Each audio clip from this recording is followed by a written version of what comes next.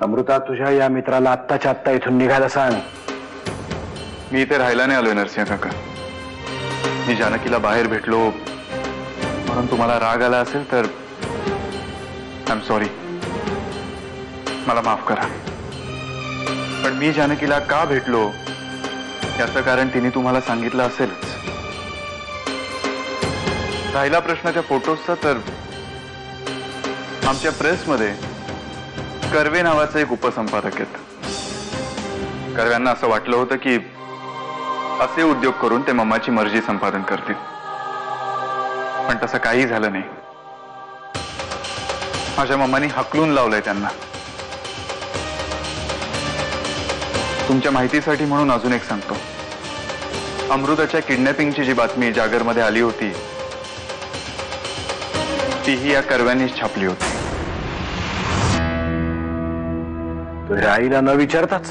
हो, कारण जेव्हा तुम्ही मम्माला फोन केला होता तेव्हा ती हॉस्पिटलमध्ये माझ्या उशाशी बसली होती.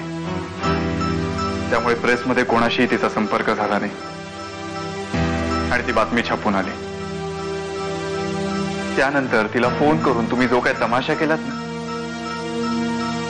त्यामुळे तिला माइल्ड हार्ट अटॅक आला. निघतो मी. आर्यन, तू माझ्या घरी आलायस आणि मला न भेटताच चाललायस? बाबा, मला आर्यनशी बोलायचंय.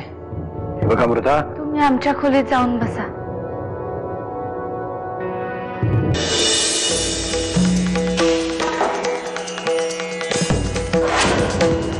मी बरी व्हावी म्हणून तू एवढं केलंस माझ्यासाठी, आणि या घरात मात्र पावलोपावली तुझा अपमानच होत राहिला. अमृता, तुझ्यासाठी मी कितीही अपमान सहन करायला तयार आहे. आणि तुझे बाबा पण असे किती दिवस माझ्यावर रागवणार आहेत.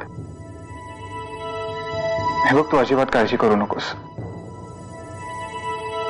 सगळं काही ठीक होईल. पण कसं ठीक होईल? ते तुझ्या जादूगर आर्यनवर सोपव. काल माझी जादू पाहिलीस ना तू?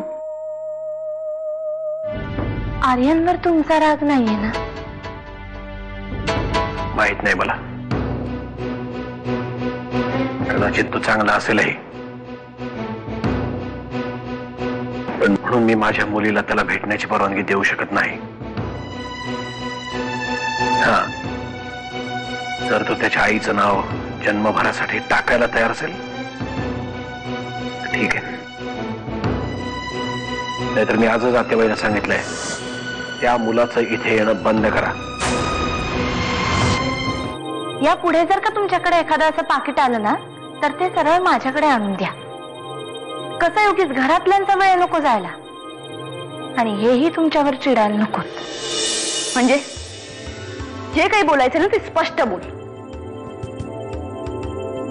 तर स्पष्टच बोलायचं झालं तर हे चिडलेत तुमच्यावर, त्यामुळे काही दिवस त्यांच्या समोर सुद्धा जाऊ नका. आर्यन सुद्धा येऊन त्यांना भेटून गेला होता, त्यामुळे म्हणते उगीच त्यांच्या रागाला कारण नको.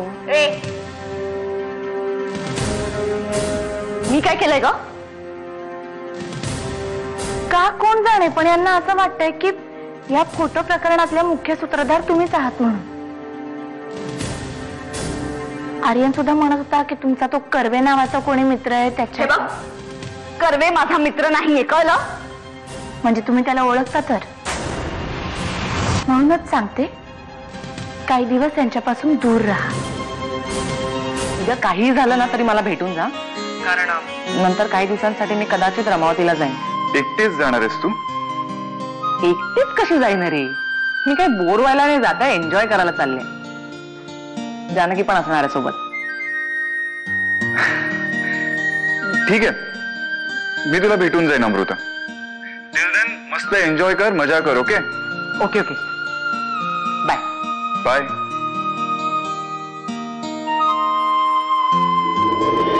या खेळाची पुढची इनिंग रमावतीला.